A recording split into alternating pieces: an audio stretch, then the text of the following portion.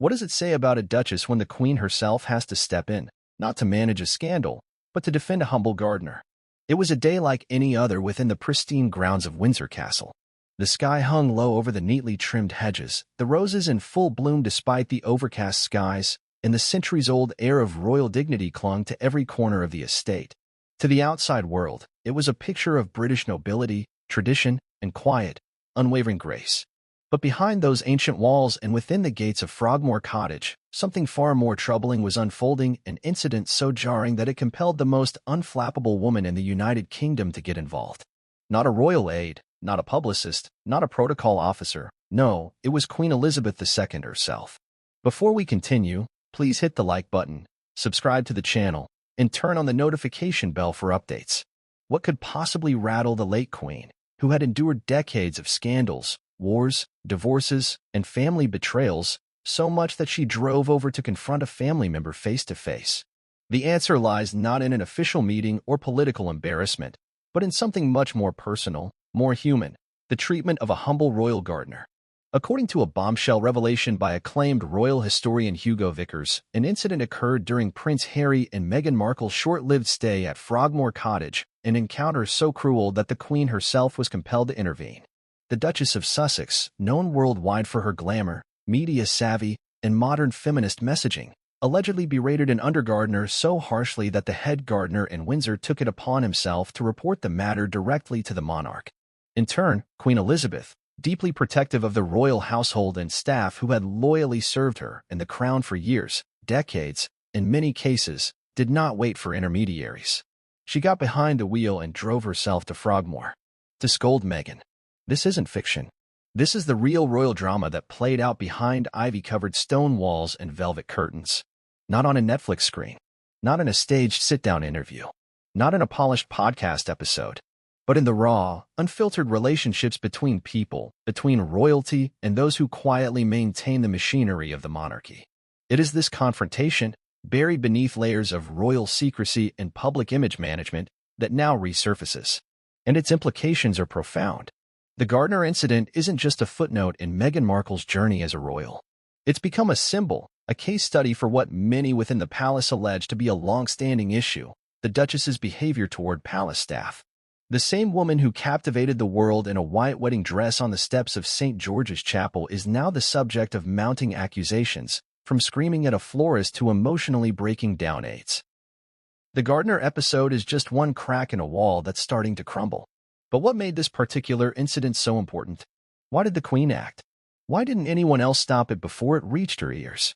And most importantly, what does this moment reveal about the deeper tensions between the Sussexes and the Crown, between modern celebrity culture and traditional royal protocol, between private behavior and public image? This video doesn't aim to deliver cheap gossip. It explores the emotional, institutional, and cultural weight behind what may appear, on the surface, to be just another petty scandal. Because when a monarch is forced to take a stand, not over a constitutional crisis or foreign affair, but to defend a gardener from a family member, something significant has gone wrong. And let's not forget the timeline. This wasn't years ago. This happened in 2019, during Meghan and Harry's brief and tumultuous residency at Frogmore Cottage. They had only just welcomed baby Archie. The media storm was beginning to swirl. Internally, aides were beginning to whisper. And in the middle of all this tension, a man who cared for the Queen's roses, the very symbols of the British monarchy, became the unwilling target of a duchess's wrath. The Queen, known for her restraint and legendary ability to never complain, never explain, didn't scold often.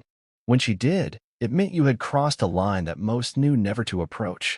So let's walk through this story layer by layer. We'll begin by revisiting Frogmore Cottage, the residence granted to Harry and Meghan during their time as working royals. We'll look at the climate in the household, the arrival of Meghan, her dynamic with royal staff, and how this episode with the gardener wasn't just a blip, but part of a disturbing pattern. We'll bring you insider quotes, behind-the-scenes testimonies, and insights from those who have lived and breathed the royal institution. We'll also examine Meghan's side of the story, her defenders, her public image, her evolving narrative. But before we dive deeper, take a moment to consider this.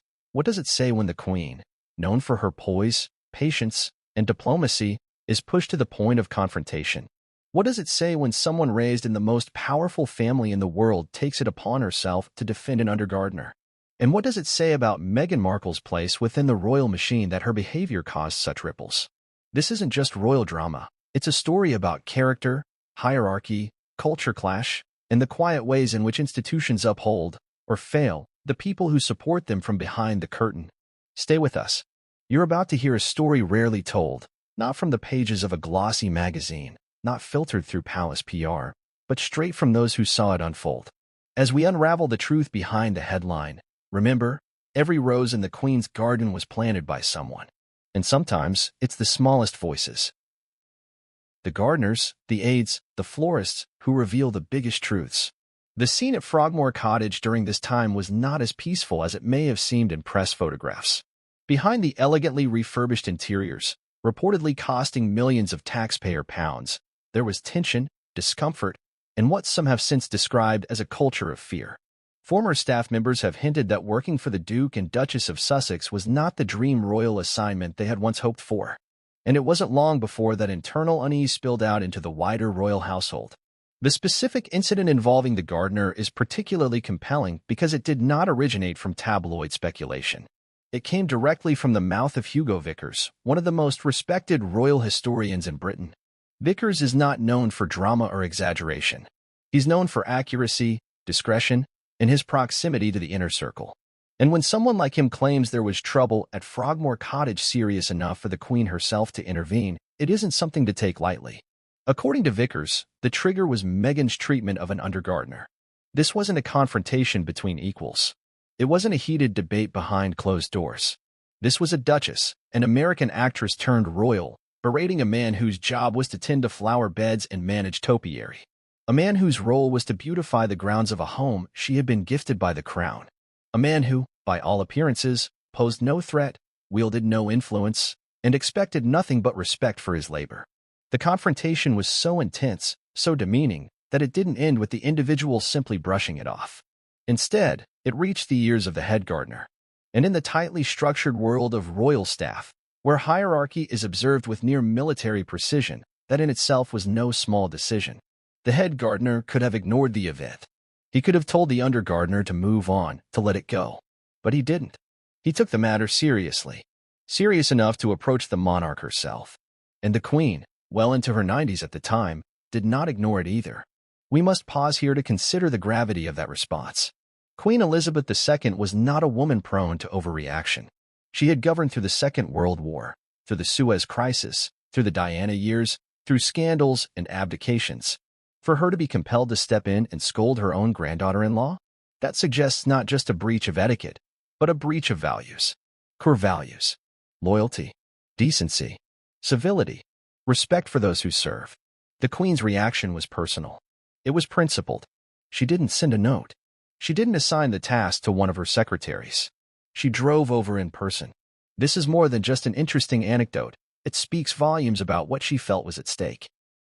This moment became, for many, symbolic of the deeper clash between Meghan Markle and the royal institution. On one hand, you had a woman determined to carve her own identity within the monarchy, outspoken, independent, sometimes combative, unafraid to call out what she saw as unfairness or racism. On the other, you had a deeply embedded system of formality, restraint, and tradition, where status is earned over decades, not declared overnight. And somewhere between those two worlds was a gardener, caught in the middle of what would become one of the most controversial royal exits in modern history. From this point forward, whispers about Meghan's interactions with staff only grew louder. The gardener wasn't alone. Other staffers began to quietly share their experiences, never publicly, but often to journalists or through back channels. Reports emerged of aides reduced to tears. One former palace insider allegedly claimed that people were chewed up, in person and over the phone, left to feel worthless. Another described a situation where Meghan yelled at a florist for a full 30 minutes simply because she wasn't tagged in an Instagram post. Of course, Meghan's defenders have long argued that these stories are exaggerated, fueled by racism, resentment, and the refusal of the establishment to accept a woman of color into their inner ranks. And that argument isn't without weight. Meghan faced vile online abuse from the beginning. The British tabloids often wielded an ugly double standard when comparing her to Kate Middleton. But the issue here, the one involving the gardener, isn't about media framing or public perception. It's about behavior, character, and consequences. This is not just about Meghan. It's about the monarchy itself. Because when an institution relies on secrecy, reputation, and public trust, every internal fracture becomes a potential fault line. And when that institution fails to protect its staff or chooses to intervene only when it becomes unavoidable, it reveals something troubling about the balance of power within the palace. The Queen's reaction, in contrast, was an act of leadership. It wasn't about controlling a narrative or protecting the crown's image. It was about ensuring that those who labor behind the scenes are treated with dignity, that every person, regardless of rank, deserves respect, and that no title, no celebrity, no amount of fame gives someone the right to belittle others. If this incident had remained behind closed doors, perhaps it would have faded into palace lore. Another uncomfortable story never fully told. But now, as it emerges into public view, it demands examination, not just because it involves royalty, but because it forces us to ask uncomfortable questions. What happens when public figures are elevated beyond criticism? What happens when power is mixed with fame and shielded by layers of institutional silence? And perhaps most of all, what do we lose when civility breaks down in the very places we expect to find it most? There's something especially disturbing about imagining a man who spends his days caring for royal gardens, tending the Queen's beloved roses, manicuring hedgerows, planting bulbs for the next spring, being the subject of verbal abuse by someone living in that home. Someone who, for all her grievances about media harassment and royal rigidity, still enjoyed the privileges of living in a taxpayer-funded estate. Someone who, within weeks of that confrontation, would fly to Canada and later California and accuse the monarchy of systemic cruelty. This gardener may never give an interview. He may never be named. But in many ways, he's become a symbol of the very people who uphold the monarchy from behind the scenes, and of what happens when those people are pushed aside, ignored, or mistreated. As we close out this introduction, remember this: the royal family isn't just about crowns and carriages. It's a working institution, and institutions are only as strong as the people who hold them up. The Queen knew this. That's why she stepped in, not for appearances, not for politics, but because someone forgot the basic rule of the House of Windsor: duty before ego, service before status, and kindness above all. The Windsor Gardens are more than just an arrangement of plants, hedges, and flowers. They are living history, an unbroken tradition stretching back centuries, cultivated with precision, pride, and patience. Every tree and flower on royal grounds has its purpose, its story, its legacy. From Queen Victoria's beloved evergreens to the Queen Mother's treasured rose beds, these gardens are sacred ground in the eyes of those who work within the palace walls. And for those lucky enough to tend them, it's not simply a job, it's a calling. To the outside world, these gardens are picturesque, almost mythical, frequently featured in royal documentaries and celebratory broadcasts. But what most don't realize is the effort and devotion poured into their upkeep. Royal gardeners start their work before dawn, often battling Britain's unpredictable weather, tending to ancient trees with care, hand-trimming vast lawns, protecting vulnerable species from pests, all to maintain what some consider the green crown jewels of the monarchy. Among these historic grounds lies Frogmore Cottage, a modest but elegant residence nestled just half a mile from Windsor Castle. Despite its name, the cottage is far from quaint. Renovated to the tune of several £1 million prior to Prince Harry and Meghan Markle's move-in, the property boasted contemporary interiors wrapped in historic charm. It was gifted to the couple by the Queen herself, a gesture not just of generosity, but of deep familial trust and affection. And with that home came the surrounding gardens, which had always been considered part of the Windsor estate's pride. For generations, the royal gardeners had maintained these grounds to the same standards expected elsewhere in the estate. So when the Duke and Duchess of Sussex moved in during early 2019, the gardeners, like all royal staff, prepared for a new chapter. What they didn't expect was the culture shock that followed. The trouble, according to those familiar with Windsor, didn't erupt all at once. It began with subtle tensions, sharp remarks, rigid preferences, unexplained discontent. Meghan, known for her meticulous standards and hands-on approach, reportedly began issuing requests that pushed against royal norms. She had specific preferences for garden layouts, disliked certain flower selections, and according to sources, made comments that left the staff confused and, in some cases, offended. It's important to clarify, requests from royal residents are not unusual. Members of the royal family have historically made personalized suggestions for the areas surrounding their private homes. But what made this different, as per insider accounts, was not the nature of Meghan's preferences, but how they were communicated. Sources claim the tone was frequently dismissive, demanding, and, in some cases, demeaning. It wasn't a matter of collaboration, it was command. Staff who were used to deference, polite exchange, and protocol found themselves navigating a new and jarring dynamic, one where tradition took a backseat to personality. One gardener, who spoke on condition of anonymity, described the tension like walking a tightrope. You'd come in early to do your rounds, thinking all was well, and suddenly you'd be told the lavender should have been pulled out yesterday, or that a hedgerow looked sloppy, even after we had pruned it meticulously the day before, the source said. It wasn't what she said, it was how it was said. That unease soon escalated into something more serious. The reported flashpoint came when an undergardener, one of the junior groundskeepers working in the area, had a direct encounter with Meghan that would send shockwaves through Windsor's tightly held corridors. Though the exact words exchanged remain a closely guarded detail, what is clear is that Meghan's remarks were so sharply worded and disrespectful that the undergardener was left shaken and humiliated. This wasn't a misunderstanding over mulch or misplaced lilies. This was, according to witnesses, a scolding that was wholly unnecessary in tone and delivery, an incident where the power dynamics were unmistakably abused. For days afterward, whispers circulated. Staff murmured in coded conversations.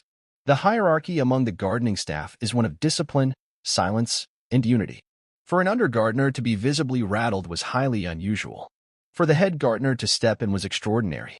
The head gardener, a seasoned professional who had served under multiple royal reigns and who, by reputation, rarely involved himself in disputes, felt compelled to raise the issue. And he didn't go to HR. He didn't approach a press officer. He went straight to the top. He approached the Queen directly. This action alone speaks volumes. Within the royal household, hierarchy is sacred. For a staff member to approach the monarch with a complaint is akin to ringing an emergency bell. It is not done lightly. But this wasn't an ordinary complaint. It was a plea for accountability.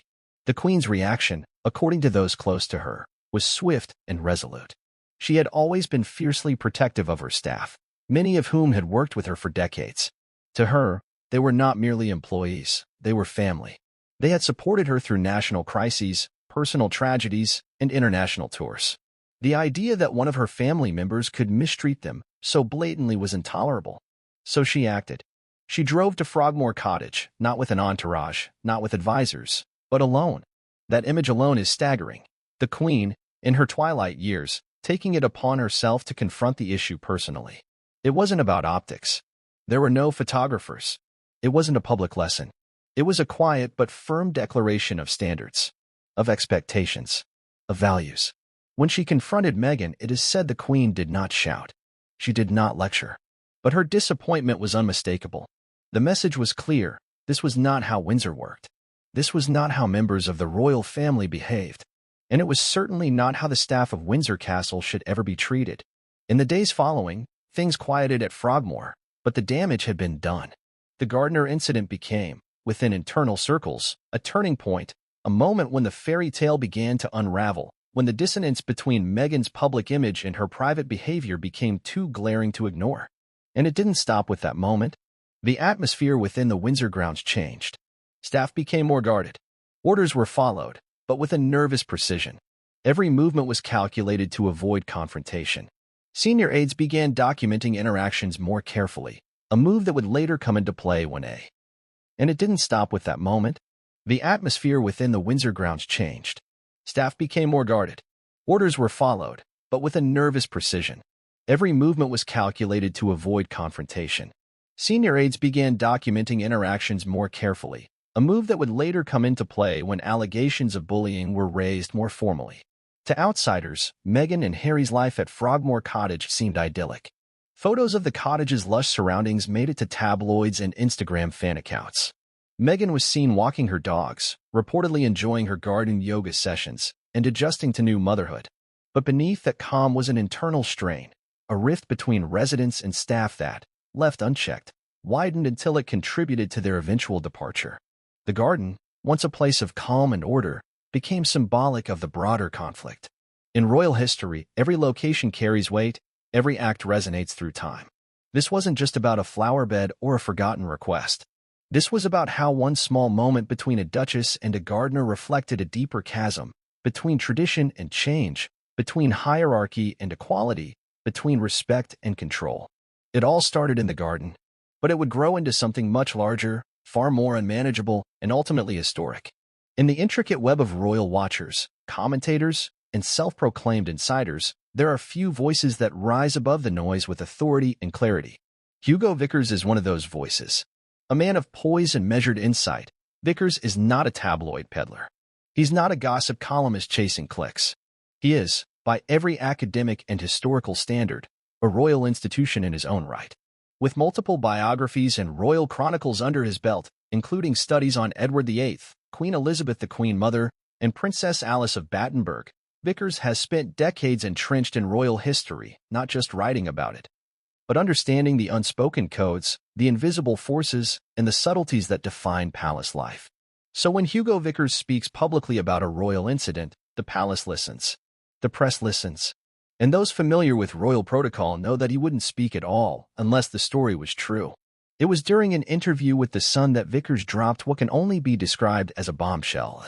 A revelation that Meghan Markle had reportedly been so rude to a royal undergardener during her time at Frogmore Cottage that the late Queen Elizabeth herself had to intervene. Not just step in behind the scenes. Not send an aide.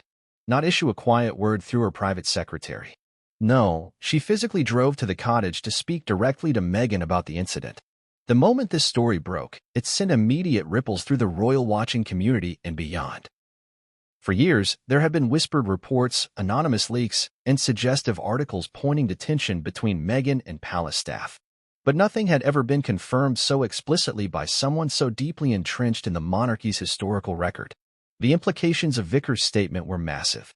First, it offered a rare and specific account of internal palace strife involving the Queen herself.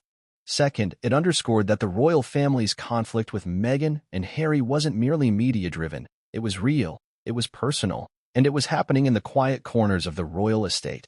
Let's dissect exactly what Hugo Vickers said. There was trouble at Frogmore, he began, careful but firm in his choice of words. There was a gardener who was planting some things, and Meghan apparently was extremely rude to this poor man. The story goes on to reveal that the head gardener, witnessing or hearing of the incident, felt it serious enough to escalate the matter to the highest authority in the land. For a man like Vickers to share this is no trivial matter. He understands, better than most, the strict unspoken etiquette around speaking ill of royalty, particularly the current or recently active members of the family. He would have known that such a revelation would stir controversy, especially involving a figure as polarizing as Meghan Markle. And yet, he shared it anyway. Why?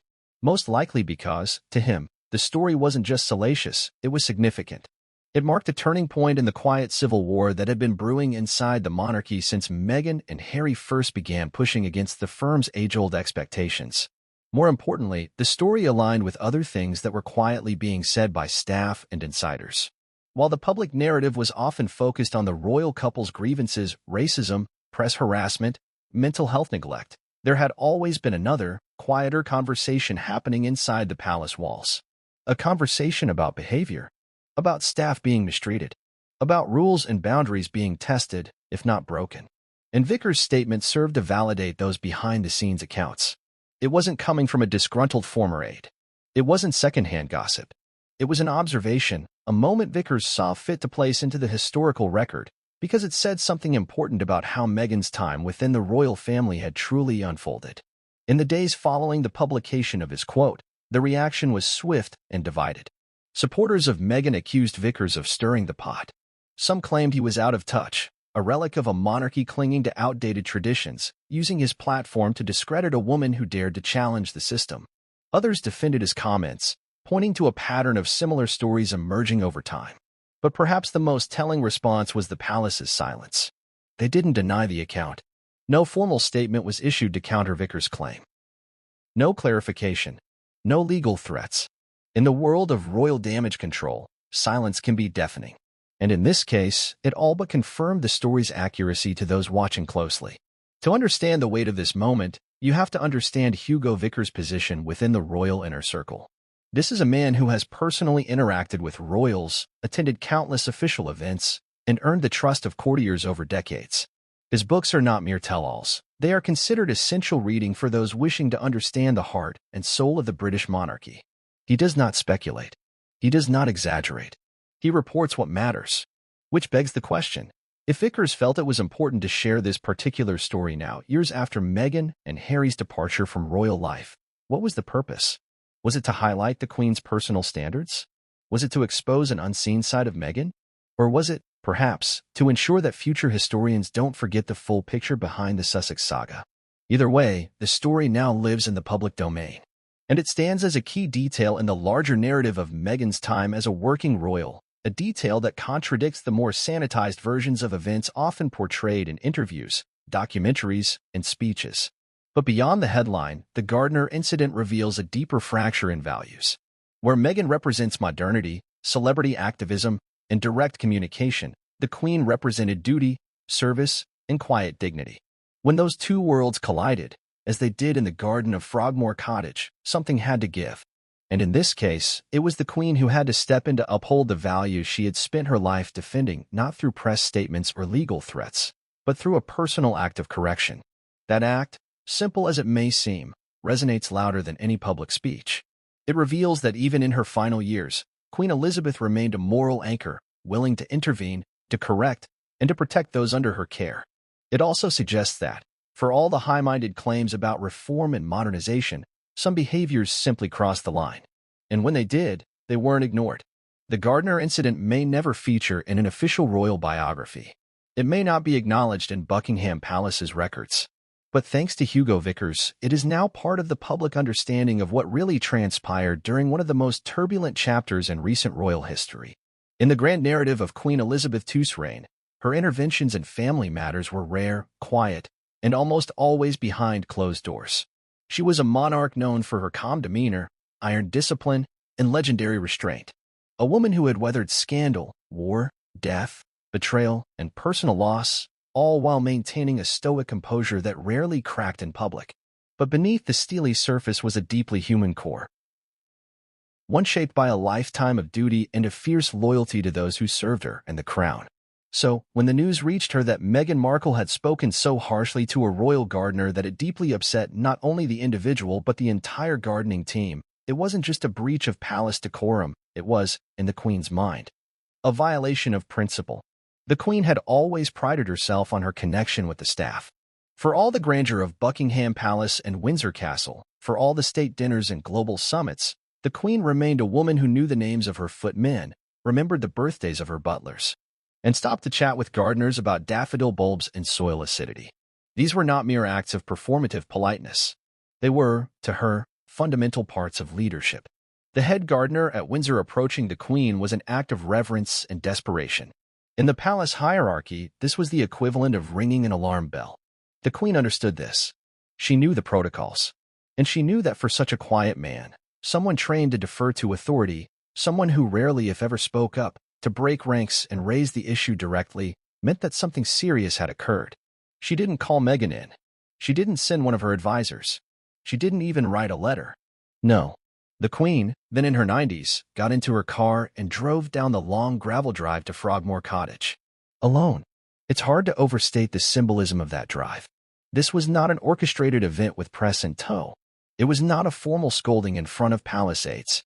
It was private, pointed, and deeply personal. And it wasn't just about the gardener. It was about standards.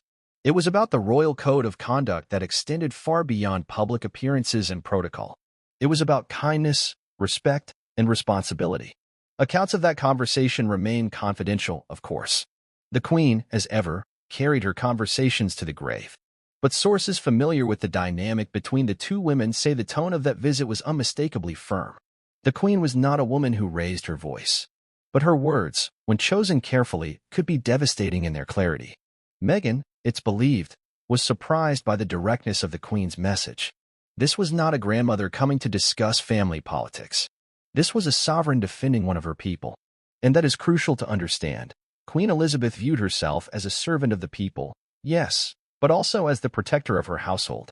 In the palace ecosystem, loyalty is currency. The Queen expected those who served her to do so with devotion and care. In return, she offered them her respect and, when necessary, her shield. The gardener at Frogmore, in her eyes, wasn't just a man who trimmed hedges. He was someone who had cared for the land her family walked on, someone who contributed to the dignity of the crown, one clipped bush and planted rows at a time. For Meghan, the confrontation would have felt, perhaps, like an ambush. She was, after all, new to this world. Her understanding of hierarchy was shaped by Hollywood and media, where personal brand often outranks traditional authority. To be chastised, not by a palace aide, not by her husband, not by a press officer, but by the Queen herself, was not something she likely anticipated. And yet, even then, the Queen remained measured. She didn't cut off ties. She didn't exile Meghan from Windsor. She didn't issue public condemnations. She made her point and moved on. That was her way. But those close to the Queen say something changed that day. A line had been crossed. Not a dramatic one, but one that was, to her, unmistakable. Behind the scenes, there was fallout. The gardening staff was reassured, given additional autonomy over their duties at Frogmore. The head gardener reportedly received a private note of gratitude from one of the Queen's closest advisors. And Meghan, by all accounts, kept a more cautious tone in future staff interactions, at least while under close observation. But the damage, though subtle, had been done. There's an old saying inside royal circles: the Queen never forgets. It's not spoken as a threat. It's spoken as a quiet truth. Elizabeth II had seen every kind of misstep during her reign, from family scandals to political gaffes, and she had developed a near supernatural ability to remember who honored the dignity of the monarchy and who tested it. The Gardner incident wasn't merely about rudeness. It was about what it signaled. To the Queen, it indicated a lack of understanding about what it meant to be royal. Not the pageantry, not the titles, but the duty, the restraint, the behavior behind the scenes, away from the cameras. Anyone could wear a crown. Few could carry the weight of one. Some within the palace speculated that this was the beginning of the Queen's emotional distancing from Meghan. Not outright rejection, not hostility, but a silent withdrawal. Meghan would go on to make powerful allegations against the institution in interviews and public statements. She and Harry would launch a media campaign to tell their side of the story. But the Queen, throughout, maintained her silence. She issued carefully worded statements, expressed sorrow, but she never publicly engaged in back and forth. Perhaps because she didn't need to. Perhaps because, in her eyes, she had already spoken her truth quietly, firmly, and in a way that needed no follow-up. That visit to Frogmore Cottage was not recorded in royal logs. It wasn't made official by the press office. But for those who understood how the Queen operated, it was as loud as any headline. It was a moment of clarity in a sea of palace confusion, a reminder that, even in her later years, she was willing to step in and uphold the standards she had lived by all her life. It's worth remembering that Queen Elizabeth didn't grow up in an era of therapy language, public apologies, or Instagram transparency. Her values were forged in World War II, in bomb shelters and ration lines. Her understanding of leadership was built on example, not explanation. And when she saw something that betrayed the values of her household, she acted. Quietly, decisively, personally. The royal family's internal issues with Meghan didn't start or end with the Gardner incident. But in many ways, it became a defining moment. It wasn't just about what happened. It was about how the Queen responded. Not with vengeance. Not with public shaming, but with presence. Because that's what she did. She showed up. Frogmore Cottage has always held a certain kind of charm. Situated on the Frogmore estate within the home park of Windsor Castle, the residence is steeped in royal history and privacy. Originally built in the early 19th century, it once housed members of Queen Victoria's extended family and had long been a peaceful, quiet dwelling tucked away from the prying eyes of the public.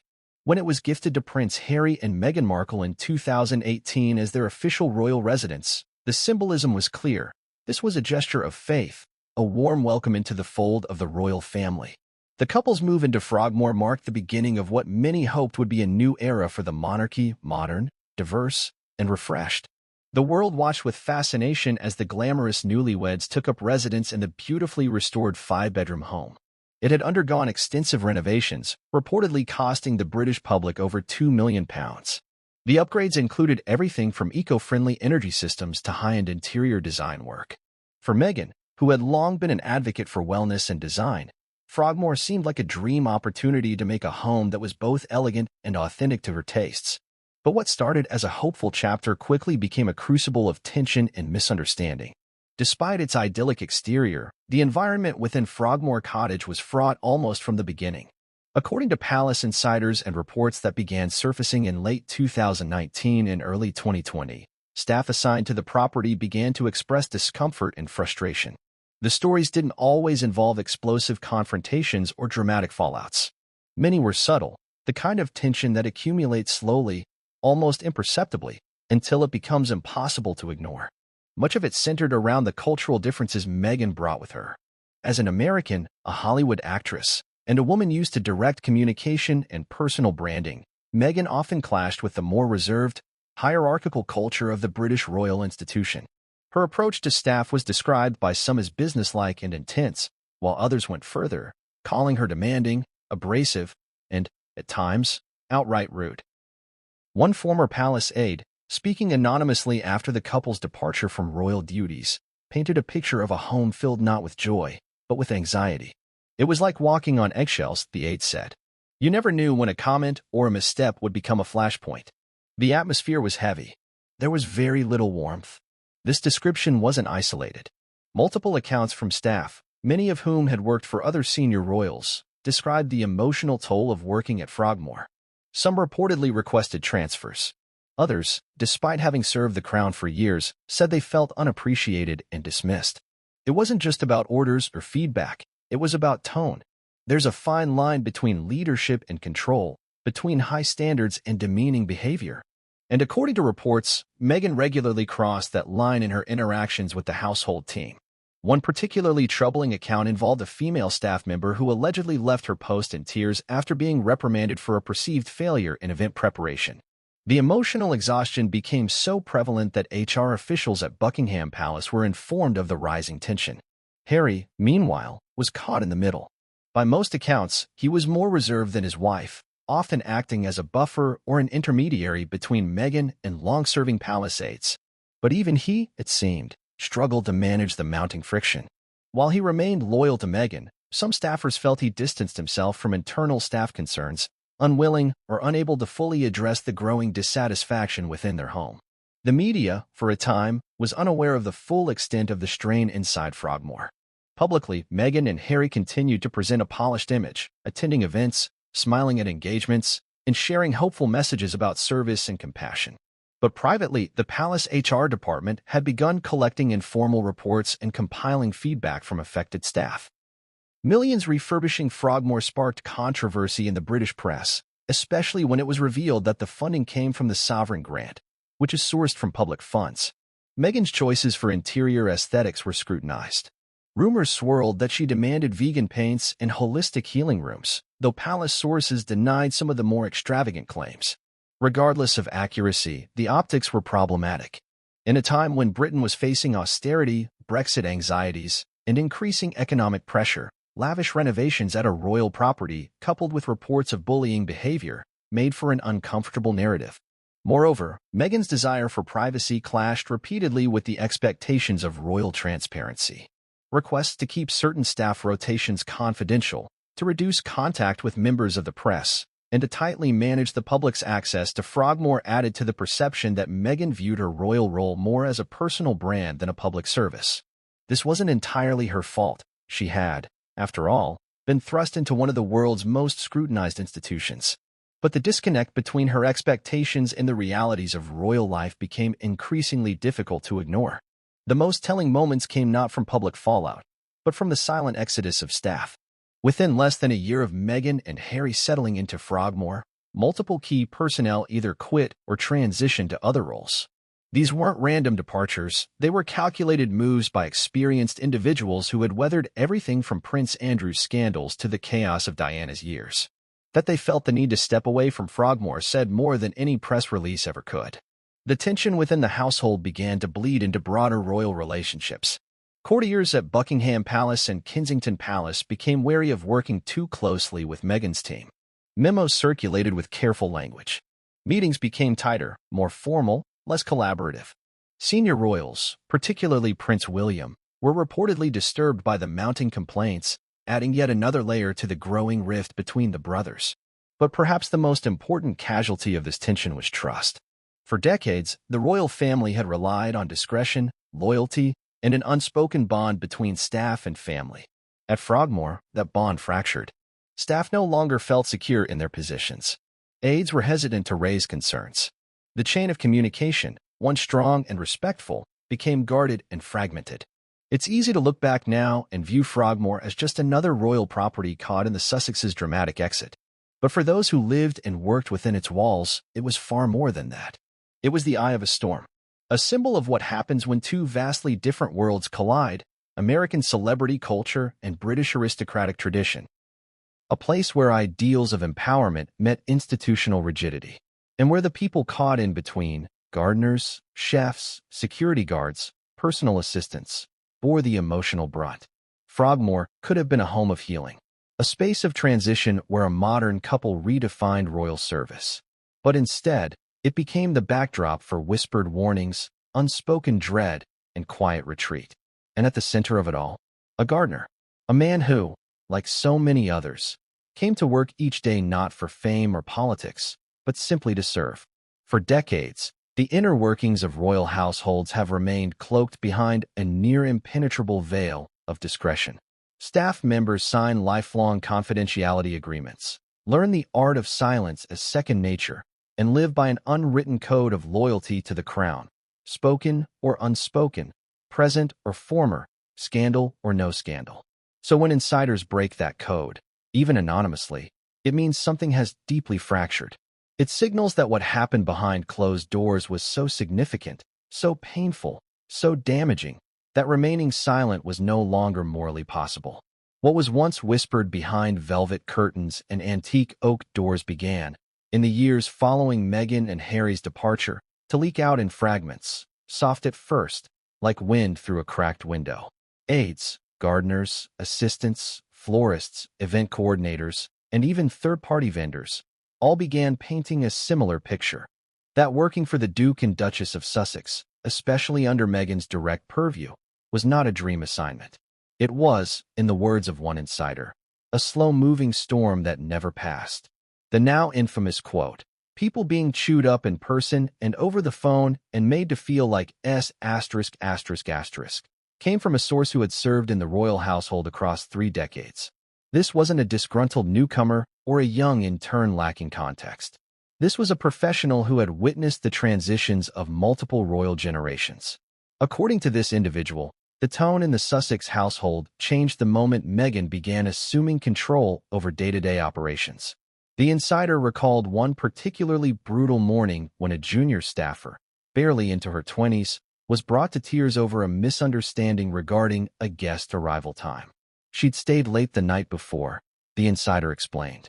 She was exhausted, nervous about the next day's schedule, and simply got one time slot wrong. That mistake, minor by most standards, turned into a 20-minute barrage of criticism. It was relentless, and it wasn't the kind of feedback where someone is trying to help you grow. It was punishing. In another account, a personal assistant described being told to redo a flower arrangement 5 times in the space of an hour. She wanted something that felt organic and wild, but also symmetrical and structured. Those were the exact words. "It's an impossible brief," the assistant said. We kept adjusting. One time the greenery was too dense. The next it was uninspired. The third time, it was trying too hard. By the 5th time, I had to leave the room because I genuinely thought I was going to cry. But it wasn't only the internal staff who felt the sting of mistreatment. External contractors, vendors who provided everything from catering to custom decorations, began to murmur about the working conditions at Frogmore. One florist, contracted to provide arrangements for a private celebration, described a phone call that lasted nearly half an hour, during which Meghan allegedly berated her for not mentioning the Duchess's involvement in a social media post. "It was surreal," the florist said. "I thought it was a prank at first. Then I realized this was real. She wanted me to post about how she helped select the flowers. But the truth is, all she did was email once with a general idea. She didn't choose a single bloom." The florist's account was confirmed by another employee at the same company, who noted that the incident became legendary within their internal Slack channels, a cautionary tale about how quickly a job involving the Duchess could spiral into personal humiliation. These testimonies, once buried out of fear or contractual obligation, began surfacing through intermediaries. Some were shared with journalists. Others were passed on to colleagues and eventually reached documentary filmmakers and royal authors. Over time, a pattern began to emerge, one that couldn't be explained away by culture clash or workplace stress. Multiple staffers described being summoned at odd hours for non-urgent matters.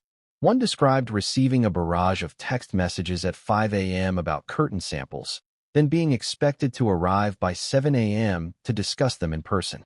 She had an LA mindset, the staffer said. Everything was urgent, everything was dramatic, and there was little understanding that some of us had been up late managing security or logistics. Another insider detailed how even minor disagreements over decor choices or schedules could evolve into personal rebukes. If you questioned anything, even politely, it was seen as a lack of support, they said. Disagreement wasn't professional discourse. It was betrayal. While some staff admitted that Meghan had moments of charm and appreciation, sending thank you notes or complimenting presentations, those moments were fleeting, easily forgotten in the shadows cast by explosive reactions. One former chef recalled, "She could be warm when she wanted to be, but the warmth didn't create safety because you never knew what would set her off the next day." The emotional whiplash described by staff contributed to an atmosphere that many described as toxic.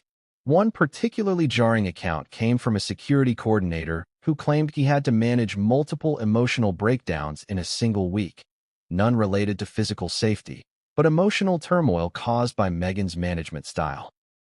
"We're trained to protect people from threats," he said, "but I found myself helping people recover from her words. That's not what I signed up for." Eventually, the pattern became undeniable. Human resources at the palace quietly initiated an informal inquiry, not a full investigation, but a collection of anecdotes and statements, designed to assess whether there was a genuine problem within the Sussex household. Though the findings were never released publicly, reports confirmed that complaints had been filed. Staff were interviewed. Stories were collected. And the phrase bullying began to appear in internal documentation. It should be noted that Meghan has firmly denied all such allegations. Her legal team has called the stories exaggerated, unfounded, and rooted in racism and misogyny. In a statement issued just before the Oprah interview aired in 2021, her spokesperson said, "The Duchess is saddened by this latest attack on her character, particularly as someone who has been the target of bullying herself and is deeply committed to supporting those who have experienced pain and trauma." Still, insiders maintain that their experiences weren't just unfortunate incidents. They were sustained patterns of emotional mistreatment that took a toll on morale, mental health, and loyalty to the institution. It wasn't about being challenged, one insider concluded. "We've worked for strong personalities before." The issue was a lack of empathy, a complete disregard for how words affect people. Perhaps the most heartbreaking testimony came from a mid-level household staffer who left the palace shortly before Meghan and Harry's departure. "I used to believe in what we did," she said. "I believed in the values we were upholding: dignity, discretion, service. But that house made me feel like I was disposable, like all that mattered was image. I left because I couldn't take it anymore. And I wasn't the only one." Her words echo the sentiments of many others who witnessed, firsthand, the unraveling of what could have been a hopeful, progressive chapter in royal history. Before Meghan Markle ever stepped foot in Buckingham Palace or curtsied before the Queen, she was known in Hollywood as a rising actress, most notably for her role as paralegal Rachel Zane on the hit legal drama Suits. She was intelligent, media-savvy, politically outspoken, and stylish. But behind that image of grace and poise, there existed a more complicated reputation that has since followed her across continents and into the very heart of the British monarchy. Meghan's work ethic was never in question. From the start, she was known for her ambition, her diligence, and her desire to leave a meaningful impact. Co-stars have often complimented her professionalism on set, her commitment to her lines, and her involvement in causes beyond the camera. She ran a successful lifestyle blog, The Tig, partnered with global brands, and lent her voice to humanitarian issues well before she became a royal. But what also emerged, often quietly, behind the scenes, was a picture of someone who demanded perfection, often at a cost. In the world of film and television, those who worked with Meghan described her as driven and passionate, but also deeply exacting. A former production assistant from Suits once noted in a trade interview, "She was always focused, always serious. But if things didn't go her way or someone on set wasn't pulling their weight, you'd hear about it. She didn't hold back." That assertiveness may have served her well in the entertainment industry, where self-branding is crucial and speaking up can protect your career. But that same approach, when transposed into the rigid, protocol-driven atmosphere of royal life, clashed loudly with expectations. Unlike the celebrity world, where individualism is prized, the royal household is built on teamwork, hierarchy, and a culture of humility, at least outwardly. Staff are trained not to outshine their principals, to work quietly in the background, and to expect little recognition for their efforts. So when Meghan brought with her an assertive, entrepreneurial mindset, it sent ripples of unease through the palace structure. Her desire to take control of projects, manage her own media, and redefine her public role was seen by many staffers not as innovative, but domineering. Aides accustomed to taking subtle guidance from senior royals were now receiving direct, sometimes harsh instructions from someone who had barely arrived. It wasn't long before rumors of staff dissatisfaction began to surface. The first major public clue came in late 2018, less than a year after Meghan and Harry's wedding, when the Times reported that Meghan's personal assistant, Melissa Tabati, had resigned under emotional duress. Tabati, who had previously worked with high-level figures and was known for her professionalism, reportedly struggled under the pressure of Meghan's daily expectations. According to sources quoted at the time, she had put up with a lot and had been pushed to the limit. Though palace insiders initially played down the departure, Tabati's exit opened the floodgates. It was soon followed by the resignations of two other key aides within a short span, an unusual rate of turnover for a royal household. This pattern of departures earned Meghan the moniker Duchess Difficult in certain media outlets, a nickname that began gaining traction in tabloids and palace corridors alike. To be fair, the British press has often shown an unkind fixation on women who exhibit strong personalities within traditional institutions. And Meghan's defenders were quick to point out the sexist undertones of labeling an assertive woman as difficult, while her male counterparts might be described as decisive or ambitious. But the sheer volume of behind-the-scenes reports suggested something more complex. Staffers alleged not just that Meghan was demanding, but that her expectations were often unrealistic, that she lacked patience, and that her feedback, at times, was unnecessarily personal or cruel. Several reports described instances where staff were left in tears after conversations with her, particularly during the lead-up to high-profile events like the Royal Tour of Australia or the launch of the Smart Works charity fashion capsule. Even her dealings with external collaborators seemed to carry similar themes. One high-end florist who worked with the Sussexes during their time at Frogmore recalled being shouted at over a social media caption. "It was completely unexpected," the florist said. "We had delivered everything on time. The arrangements were perfect. But because we didn't mention that Meghan had given input on the selection, I got a furious call that lasted 30 minutes." Another incident involved a makeup artist who shared an anecdote with a beauty magazine about working with Meghan during her Suits days.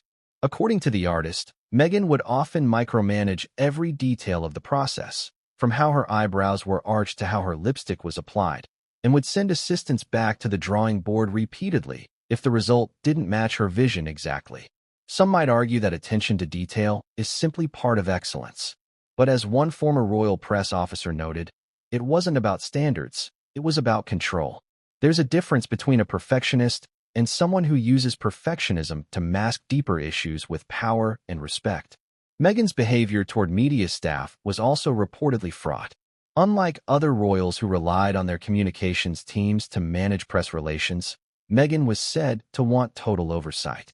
A former press aide claimed that Meghan would regularly override recommendations, insist on drafting her own statements, and even attempt to negotiate with media outlets directly, an approach that left staff scrambling to manage expectations and contain fallout. This friction extended to collaborative efforts with charitable partners. In one behind-the-scenes account from the launch of the Together cookbook supporting the Hub Community Kitchen, Meghan was praised for her commitment to the project, but criticized for excluding palace staff from critical planning meetings and for pushing timelines that left logistics teams overwhelmed.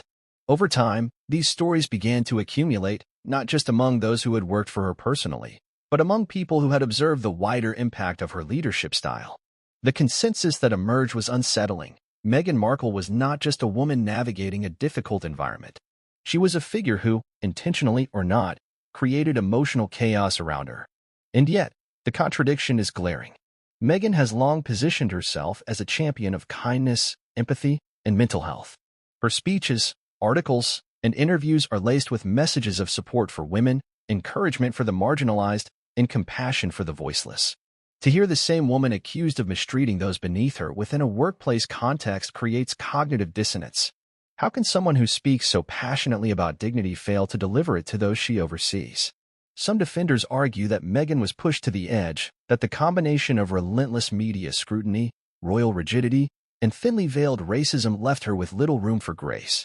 They suggest that her behavior, though imperfect, was the result of emotional survival in a cold and unwelcoming institution. Others, however, argue that pressure doesn't excuse cruelty, that a person's true character is revealed not in grand public gestures, but in how they treat those who can do nothing for them. In Meghan's case, the reputational damage, especially within the royal institution, was profound. Staff who had once been enthusiastic about her arrival grew cold. Long-serving aides became wary. Younger employees, initially starstruck by her celebrity, soon felt overwhelmed and disillusioned. By the time Meghan and Harry announced their decision to step back from royal duties in early 2020, the internal consensus among many staff was one of quiet relief. The environment inside their household had become untenable. The exodus of employees, the HR reports, the whispers of emotional breakdowns, these were not the legacy the palace hoped would follow the Sussexes. But it was the reality left behind. In the whirlwind of narratives that surround the Sussex saga, Prince Harry's role is often either eclipsed by Meghan's louder presence or painted with a simplistic brush: the loyal husband, the wounded son, the rebel prince.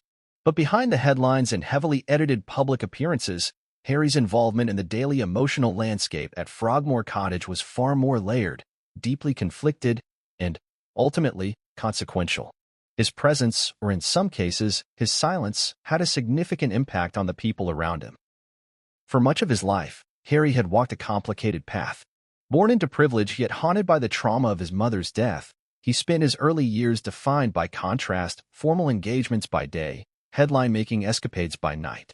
But in Meghan, he had found something different. She was confident, outspoken, and not intimidated by the royal framework he himself had grown weary of. He once described her to close friends as someone who gave him purpose again. So when they married, he wasn't just introducing her to his world, he was betting on her to help him escape it. But that escape came at a price. The moment the couple settled into Frogmore, Harry found himself at the center of a tug-of-war between the institution he was born into and the woman he had chosen to share his life with. And the casualties of that struggle were, very often, the palace staff who served beneath them. According to several insiders, Harry's behavior during his time at Frogmore reflected a man trying to hold two worlds together, unsuccessfully. On one hand, he made efforts to appear diplomatic. Staff who had known Harry for years said he was still the same approachable figure behind closed doors.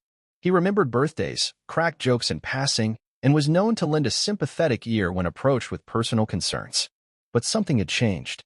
He had become, in the words of one long-serving aide, more guarded, more reactionary, and at times, painfully withdrawn.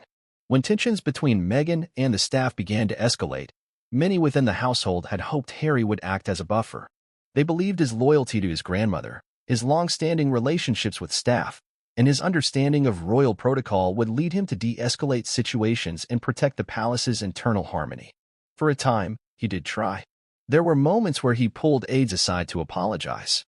In one instance, after a tense meeting involving Meghan and a junior staffer, Harry reportedly followed up with the employee to offer a gentle, "Don't take it personally," and a half-smile that was meant to soften the sting. These small gestures were appreciated, but they didn't solve the underlying problem. In fact, over time, they began to feel like band-aids over bullet wounds. Some staff felt that Harry's attempts to console or clarify only reinforced the power imbalance in the household. It wasn't that he was malicious, one aide explained. But by doing so little, he made it clear that we were on our own. He wouldn't challenge her. He wouldn't stop it. He would just try to make us feel better after it happened. This perception of passive complicity grew stronger as more staff began to report emotional stress. Meghan's intense management style, frequent complaints, and short temper had created an environment where people were afraid to speak honestly. In such a setting, Harry's failure to intervene with meaningful action became more noticeable and more painful. One former security team member described Harry as physically present but emotionally elsewhere. According to this account, When staff were visibly upset or when issues were raised formally, Harry would often listen silently, nod, and thank them for their honesty, only for nothing to change. The problems would continue. The mistreatment would resume. Staff began to question whether Harry truly saw what they saw, or if he had convinced himself that loyalty meant turning a blind eye. That, perhaps, is the most tragic element of Harry's role in this unfolding drama. He had grown up watching the monarchy destroy people from the inside, his mother most famously among them. He had always feared that history would repeat itself. And when Meghan began facing criticism, both internally and externally, his instinct was to protect, to circle the wagons, to believe her version of events over anyone else's. In his mind, he wasn't enabling toxicity, he was saving the woman he loved from a hostile institution. But the staff at Frogmore didn't see it that way. They saw a man who once embodied warmth and humility become distant, defensive, and increasingly unreachable. One junior employee recounted a moment when she tried to raise a concern with Harry directly, only to be met with a cold stare and a reminder that the Duchess knows what she's doing. That single sentence, she said, made it clear that feedback was no longer welcome. Behind the scenes, senior members of the royal family were becoming concerned. Reports suggest that both Prince Charles and Prince William were quietly informed of the growing unease inside the Sussex household. There were whispers of interventions, of private meetings, of attempts to help Harry see that his relationship with Meghan was affecting more than just his media narrative. It was affecting real people, people who had given their careers to the crown. But Harry, increasingly convinced that his family didn't understand or support him, pushed back. He dug in. In public, Harry maintained the image of a man in love, a devoted father-to-be, and a royal trying to forge a new path. But those close to him say the strain was visible. He lost weight. He became more curt in meetings. He stopped joking with staff the way he once did. Meghan's battle had become his, and in fighting it, he began to lose touch with the very people who had once admired and supported him. The Gardiner incident, in particular, became a quiet inflection point. When the Queen drove to Frogmore to speak to Meghan personally, it wasn't just a correction, it was a warning. A signal that the values of the monarchy were being tested. Harry, by all accounts, was present during that encounter. And yet, there is no record of him defending the Gardiner, apologizing to the head gardener, or challenging his wife's conduct. Instead, he stood by Meghan, a silent witness to the moment his grandmother was forced to act. Some insiders believe that moment may have been one of the final internal fractures, the moment when Harry effectively chose Meghan over the institution. From that point forward, his distancing from palace life accelerated. Public statements became more pointed. Private conversations with family grew shorter. And within a year, the couple had stepped down from royal duties altogether. But even after the departure, the impact of Harry's role during their time at Frogmore lingered. Staff who had once considered him the people's prince began to speak of betrayal, not because he left the monarchy, but because he left them behind. They had expected more. Expected leadership, intervention, integrity. What they got was silence. It would be unfair to say Harry was indifferent to the suffering around him. By all accounts, he wrestled deeply with the consequences of his choices. He loved Meghan. He believed in her. But in believing in her so completely, he dismissed the very real pain she was causing those around her. In protecting her, he forgot to protect others. In the end, Harry's role in the drama at Frogmore was not defined by what he did, but by what he didn't do. He didn't correct her. He didn't hold her accountable. He didn't ask the difficult questions that might have prevented emotional harm to the staff who had once proudly served his family. While much of the media focus during Harry and Meghan's time as senior royals centered on their public appearances, press battles, and transatlantic interviews, a far quieter, more deliberate concern was rising within the highest echelons of the royal family. The tension surrounding the Sussex household was not a well-kept secret among courtiers. It was evident in meetings, in internal memos, and, most importantly, in the subdued expressions of the Queen, Prince Charles, and Prince William. These were individuals used to containing drama, trained over decades to handle internal storms with measured calm.